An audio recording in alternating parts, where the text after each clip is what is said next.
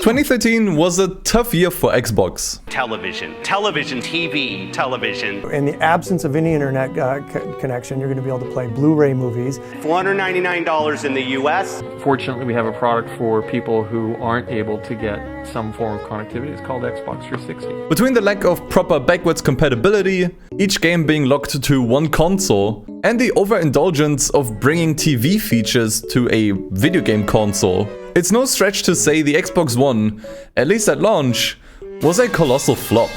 Yet I don't think any of these issues were what really ruined the console's launch. Moreover, the Xbox One lacked any compelling games that made people want to invest into a new console. Most launch titles were cross-gen releases with the 360, or were also available on the PlayStation 4. If you take all these games away, you're left with a fairly thin lineup of truly new games for this new generation. And even then, most of these games saw a release on PC or PS4 later down the line, as the Xbox One struggled to sell. But there is one game which managed to persevere. A game that to this day is exclusive to the Xbox One, and one of its only relevant launch titles. The fifth entry of the Forza Motorsport series would mark yet another big leap for the franchise.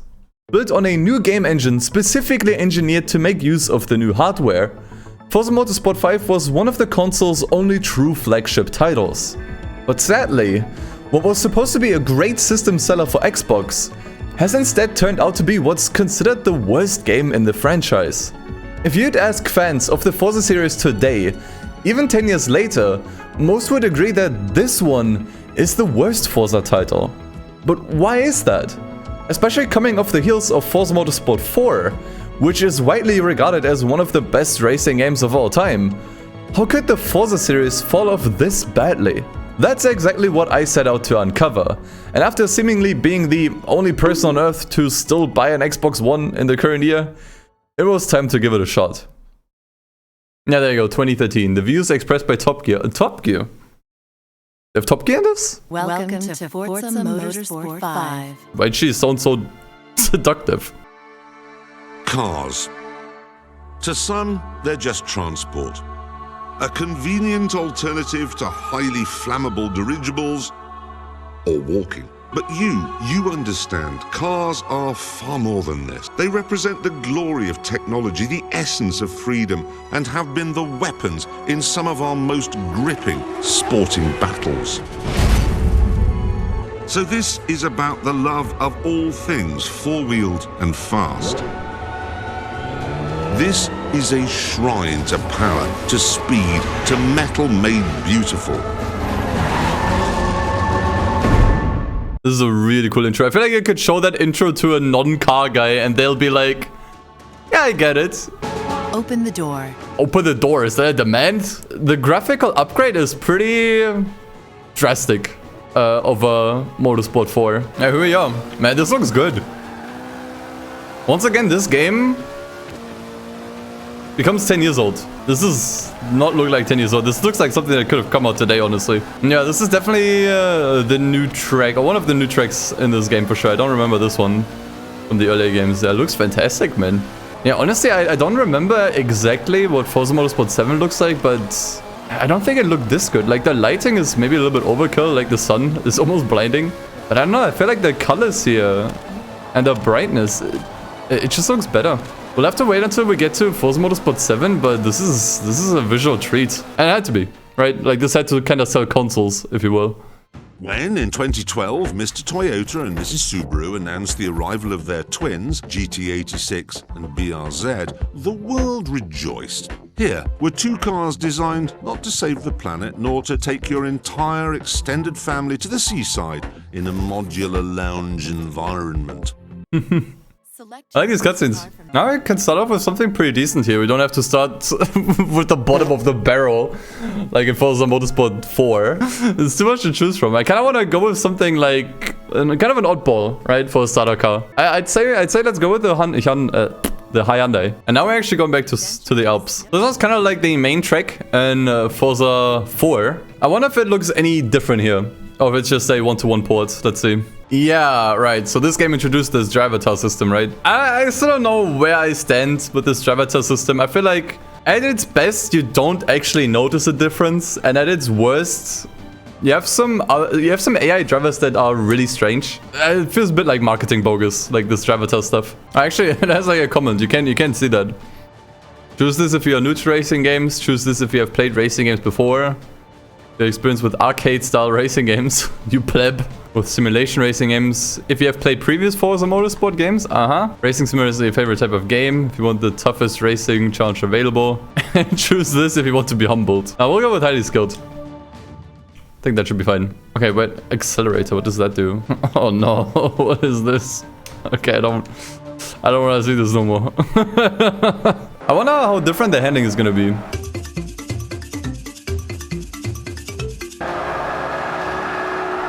Yep. Okay, yeah. Yeah, the cars feel heavier. 100%. At least this one in particular. Is that a good or bad thing? I don't know. I don't know yet. It depends. If you can control it and affect it using upgrades, it's a good thing. But so far, honestly, first impressions, really good. This feels like a big step up over Forza Motorsport 4 already. Might be a little bit early to make a judgment call on that. But this is quite nice. Sounds are also really good. I like the music. Like, this is the same track as in Forza Motorsport 4, but I think this just looks a lot better. Alright, there we go. I feel like we could crank the difficulty even higher. And there goes my bumper. But look at that. You actually lose money from using rewinds. 1% for every... my bumper is still gone. 1% for every rewind, probably. Alright, driver level. They still have the affinity level, which we have not leveled up yet. But I like that you actually get money for levels instead of cars. Sometimes you may not want cars that, you know, the game essentially shoves down your face. With money, you can at least decide what you want to buy. But I gotta say, the damage model and dirt, it looks more sophisticated. Like, you can see the glass of the lights is smashed in, the bumper obviously missing, the dirt and the scratches. Even on the rims a little bit. Top Gear, Top Keck.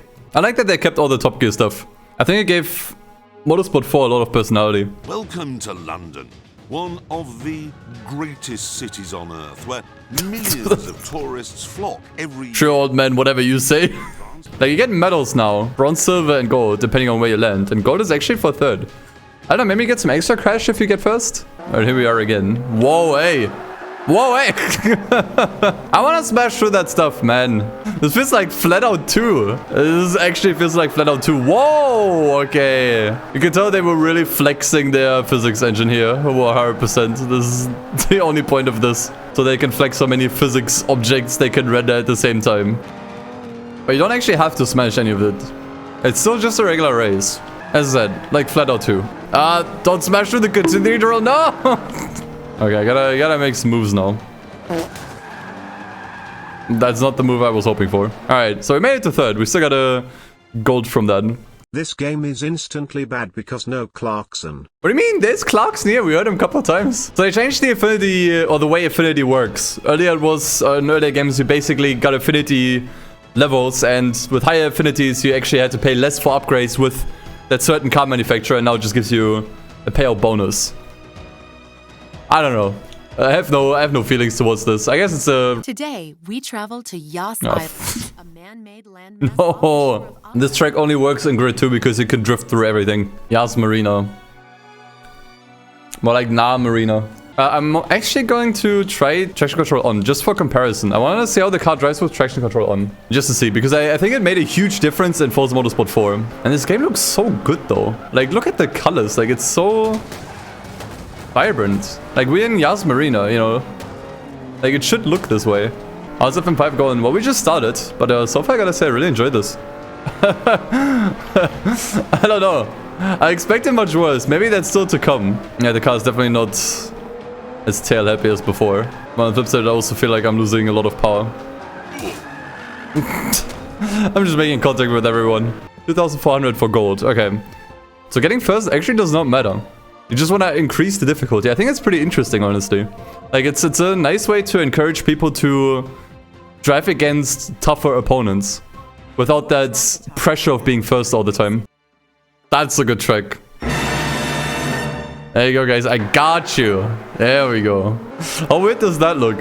Adjustable traction control would be very nice, where it's not just on or off, but you can actually adjust it. Because I feel like on a couple of cars, you want at least a little bit of traction control, like ever so slightly. And on others, you can just turn it off entirely. And just having like a slider, maybe something that you can even regulate mid-race, like in the modern Gran Turismos. But honestly, for C-Class, this already feels kind of quick. Oh my god, I just realized something! No, no, no, no, no, no, no, no, no, no, no, no, no, no, no. Hell no. Metric, thank you. What the fuck is a kilometer? But we can definitely increase the difficulty, like, I'm pulling ahead. But I think this is kind of where the problem starts. I think a lot of Forza games had, where the opponents do very differently depending on the track. Like on some tracks you can smoke them very, very easily, and on others you'll have a hard time on the same difficulty. Who would spend 24 hours on this track? I think they did the impossible, and they actually made this track somewhat visually interesting. Like this actually feels very lived in. I think they made this track actually interesting. Like two critique points that I have for this track where I really don't like it usually is, number one, it's very flat, and that's just how it is. I like tracks with elevation.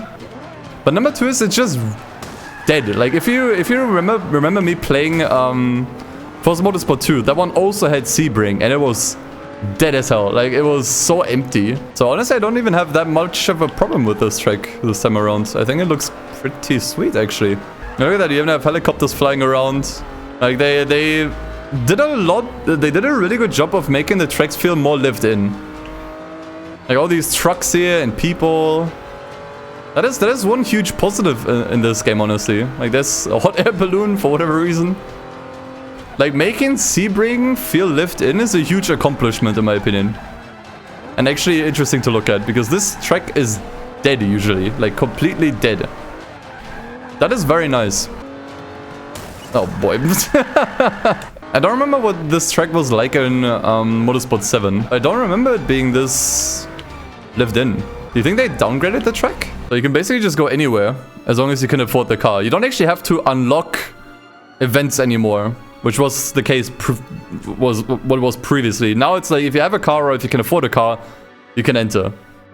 I don't know, I kind of thought unlocking events slowly but surely was always kind of fun. And having everything open like that almost feels like a cheat. Even its name, California, tells you all you need to know about Ferrari's easy driving car. To spend rather more time enjoying the scenery passing by than counting down the meters to the next braking point. The Audi TT RS, meanwhile, is neither rare nor a convertible. It is, however, with its 2.5-litre, 5-cylinder Rally Quattro engine and 4-wheel drive, unquestionably exciting. That was James May, right? So they actually had the other Top Gear guys narrate a little bit as well, which is pretty cool. So does every car get auto-upgraded here? Like it just forcefully upgrades the cars here, right? Like it automatically gets put to 599. 8 races remaining. Holy fuck, what did we sign up for here? Okay, talk about jumping the shark. Okay. 3 laps. But I don't think it's the full circuit. This layout is completely different here. Okay. Ooh. I didn't even know the Le Mans circuit had different layouts.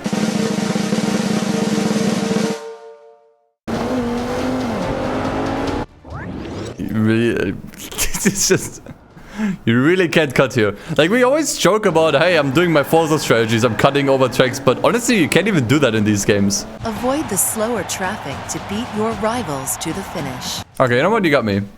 New event, sign me up. So what do we have to do? Pass cars? I think it's just a regular race, but basically with traffic. I mean, it's kind of nice to have that sort of stuff in the middle of regular races. Now I want to back out and check out the menus again, because I haven't really seen much outside of the regular game. So that's kind of your garage. Man, this looks nice. It's very, very simple, obviously. I think having a menu like this, adds a lot of charm. But in Motorsport 4, you could actually change the environment to something else. Now we're in this house, basically. And do they still give you explanations? Audi revolutionized the auto industry by creating a 4-wheel driving system for road cars. How many cars have, I guess, explanations? In Forza Motorsport 4, I think it was kind of a highlight of that game, mainly because it was narrated by Clarkson. But there was also just a very, very small handful here. There's narration for every single car in this game. That is really cool, honestly. And honestly, that almost justifies the lower amount of cars. If every car has like, you know, some sort of like explanation or narration or whatever you want to call it. Especially if there's sick cars like this one. And like, at least it's justified. If every car has like a proper Forza Vista sort of mode. Like that must have taken a lot of effort. One thing that I find kind of weird right now is the tuning stuff. Like, you buy a car when you start a championship, and then you have to stick with the car, and it's auto-upgraded. I kind of want to build my own stuff. Yeah, it does look like they removed a lot of the quirky cars, you know, like all of these economy boxes, if you will. I've not seen any of those yet, so those might be gone, which is unfortunate because they were really fun. Like, it's just so hard to believe that this game is turning 10 years old in November. It does not compute. But I'm really curious to see how the other Forza games look then, because this already looks really, really, really good. Forza Motorsport 5 had 325 cars, and Forza Motorsport 4 had 665 cars at the end of their lives. Okay. Yeah, that is definitely a massive downgrade. So yeah, in general, content has definitely downgraded a bit. It reminds me a little bit of Gran Turismo 3, you know, where it was a big leap in terms of graphics and physics and everything else, but at the cost of content. Because both had to be launch titles. They funnily enough share a very, very similar fate. It's kind of like they went for a quality over quantity approach. And I can appreciate that to some extent.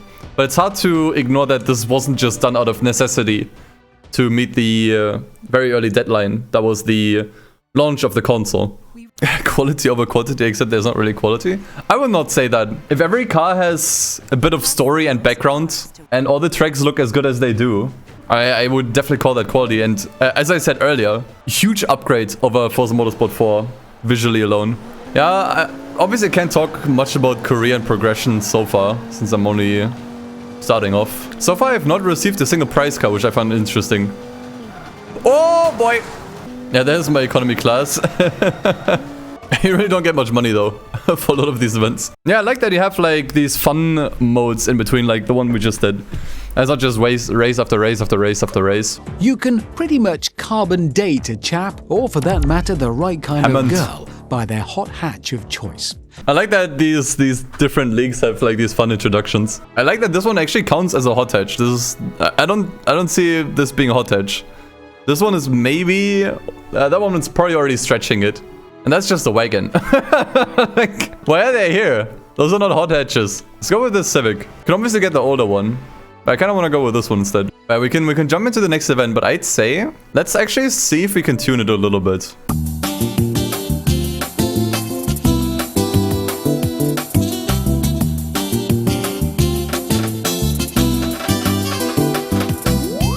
Due to its upgrades, your Honda Civic 04 is currently not legal for hot hatch. So I just upgraded it for no reason. Cars in this series compete at or below 500.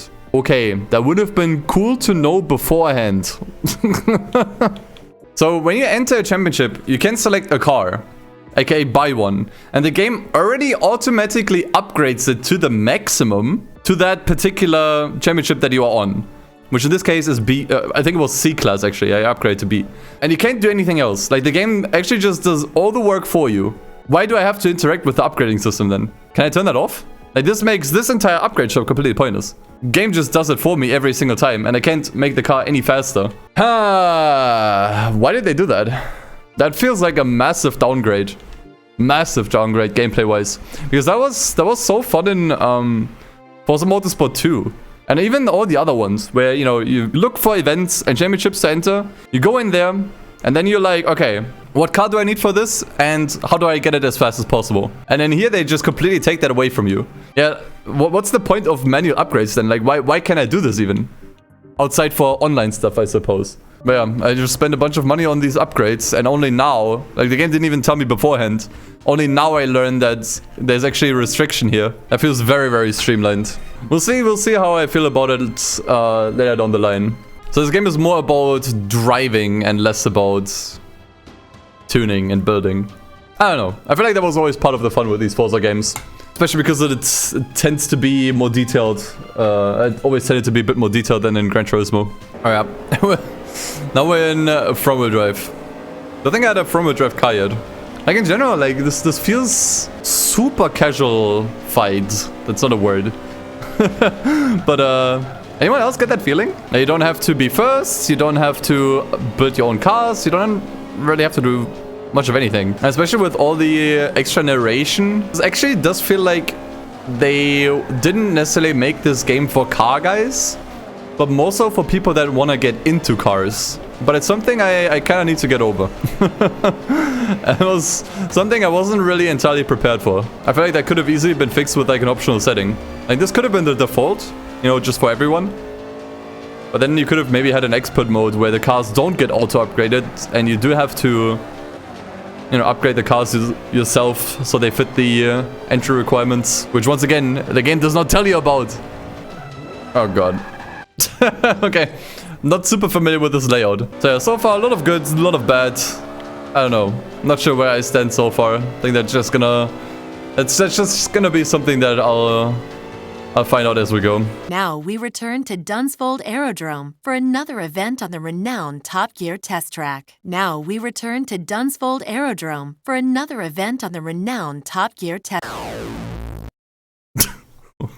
was that? She just repeated the same sentence and then cut off. Hey, bowling is back. Nice. Nico, let's go bowling. One thing that I can definitely appreciate about this is event variety. I hardly ever do just racing. That's something that I think is quite nice, honestly. It keeps it fairly fresh, at least so far. Even though we are already seeing tracks being repeated. Which might just be coincidence, because the order of events you choose is really up to you, and we may have just chosen events that, you know, have a lot of the same events. So when I do say, you know, downgrade in gameplay, I mainly just mean upgrading. Kinda wanna try out the Scirocco. Especially the one's marked as DLC. That way we could find out if I can actually get it, but it's also kinda expensive. Okay, let's see if that works. Damn it. Let's just go for a golf. Oh, I'm sorry. See that clock? 20:27. That's my actual time. The clock is actually working and accurate. How cool is that? One thing you definitely can't complain here about this game is the attention to detail. It's definitely on point here. Yeah, I also wish that, you know, Gran Turismo kind of gets off their fixed camera boner. But I just wanted to point out like how many people there are, and that does add something, right? Like that does add so much to these tracks feeling so much more lively. But then you have so much other stuff, you know, all these like background assets, less content, sure, but the content that is there. Oh my god, we even have look at that! We got the wobbly dudes. Look at them go! Look at them go! So that's what I mean, right? Like, sure, you have less tracks, but they feel so much more lively. Are they actually called like that? Wacky, inflatable, flailing, arm, Tugman? No way, you're just making stuff up. So you lose 1% of the winnings for every rewind used. Which would mean that if you use 100 rewinds, you get no money. Is that correct? That's a great question, Dustin, that we are out to solve on this episode of Motorsport Mythbusters. We actually went and rewinded the race 100 times in Forza Motorsport 5 to see what kind of result we would get. And I helped to count every single one. And to my surprise, it didn't count past 25. Well, despite that being kind of disappointing, that was an answer to your question, which wraps up this episode of Motorsport Mythbusters. See you next time. Does rewinding reset the odometer? Yeah. You gain mileage on the odometer if you rewind. Wait, now it's back? Now reset. Iconic sports car sounds pretty cool, especially because there's a Supra Pupra. Any idiot can build a supercar. Find a giant engine, glue a load of carbon fibre to the outside, give it a silly name, and sell it for £1 million. No need to worry about boot space or comfort or whether the aircon works. And don't forget Mazda's RX-7, the Toyota Supra, the original Skyline GTR, provided that is they haven't been improved by a spotty 17-year-old in a dark hat. These, I'm pleased to say, haven't. That's what we're gonna do later, though. Ah, my baby. How can I say no to this one? 15 minutes later. This is your 2003 Nissan Fairlady Z. Oh yeah. Not like that. I don't think we can get a gold here. This car is actually too bad. This is actually the first genuinely terrible car that I had. I don't know what it is with the 350Z always being bad in racing games. Like, I cannot come up with a single racing game where this car is actually good. It's bad in Horizon, it's bad in Need for Speed, usually. Like, look at this. I was counter-steering the entire way with 0 gas. The car's just gone. Might be the auto upgrades playing into that as well. And when the game forces that on you, then you basically just end up with a bunch of cars that really drive like ass. Like, I will say, pretty much all of the rear-wheel drive cars I've driven so far were kind of painful to drive, honestly. At least with traction control off. Wow, am I glad I was able to afford the upgrades then? That was just barely enough. That one got me broke. And you know why? You know why I'm broke now? Because of this game's crappy forced auto upgrade system. I would have way more money if it wasn't for that. Best Fantasy Forza track. This one's really good. But I also like Prague, which was kind of the main track they added in this game, right? Sure, it's not as grandiose as this one. I think the original tracks in the Forza series are generally always good. Gran Turismo also has a lot of really cool original tracks. It's hard for me to pick one over the other, honestly. Well, let's leave it here for Forza Motorsport 5. Ultimately, leaves a lot to be desired. So, does Forza Motorsport 5 really deserve the title of the worst game in the franchise? Probably. I wasn't able to check out the online side of the game, so my judgment has to be purely based on the single-player experience. As already mentioned in the video, it felt like this game wasn't really made with fans in mind. It's pretty obvious the game was primarily aimed at people who just got an Xbox One with Forza 5 bundled in, whether they were into cars or not. It's a significantly watered-down experience, which is confusing considering the predecessor managed to cater towards both newcomers and hardcore racing game fans alike. It felt like they were so concerned about making a game for people who don't actually care about the series, instead of just making the game they wanted to make. But that's just one man's take.